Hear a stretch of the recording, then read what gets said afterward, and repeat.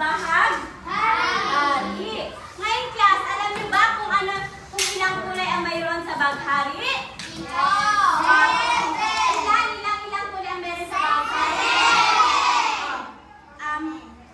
Nais kong sabihin niyo yung mga kulay na mayroon sa baghari.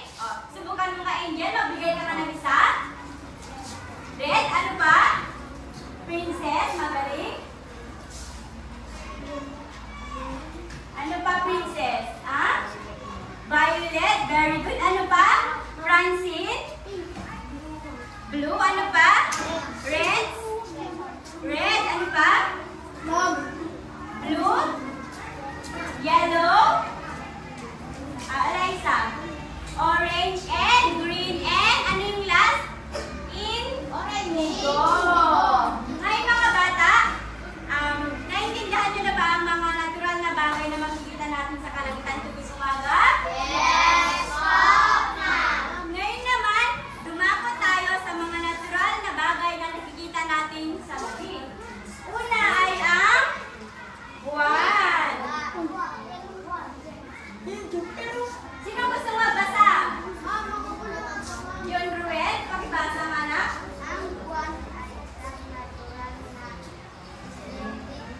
Satellite na umiikot sa ating daigdig. Maraming salamat, Ruel. Ang buwan, class, ay wala itong sarili. Di ba kung nakikita natin ang buwan? Ang buwan, class, ay wala itong sariling liwanag.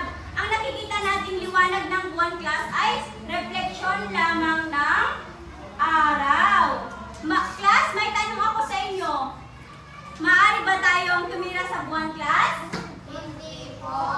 Bakit kaya, Angel? Bakit kaya hindi tayo pwedeng tumira sa buwan? May idea ka ba? Ano, Clarence? Anong sabi ko kapag gusto mag-recite? Taas naman ang kanang kamay. O sino? O Genesis, subukan mo nga. Opo, bakit kaya mamamatay ka kapag tinanggal mo yung helmet? O sino? Orange? Makakahinga, tama. Di pa tayo pwede tumira sa buwan dahil wala po itong, unang-una wala po itong atmosfera, klima at higit sa lahat, oxygen or hangin. Na kung saan kapag walang hangin, anong mangyayari sa atin? Very good, mamamatay. Ngayon naman, dumako tayo sa ikalawang bagay na makikita natin sa kalangitan, ang star. Sino gusto magbasa? SDJ, basahin mo nga.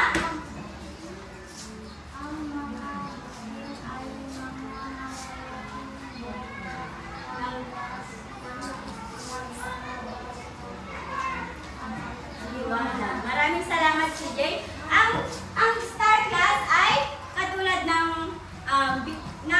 araw. Ito rin ay kung para sa araw, malaki kasi yung bola na gas. Ito namang star, ma'am. Star ay maliliit na gas na kung saan ito ay parang bola ng apoy. Ngayon, class, ang star ay may iba't ibang kulay na kung saan ang kanilang kulay ang representasyon kung anong temperatura sila.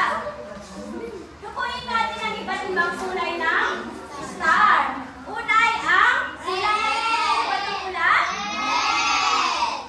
Ano to? Pula, di ba? Red sa English. Ang red, class, ang may pinakamababang uri ng temperatura.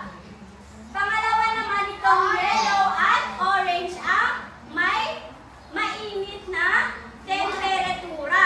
At kapag itong asul at puti naman ay may pinaka-mainit na temperatura. Sila yung may mga pinaka-mainit na temperatura.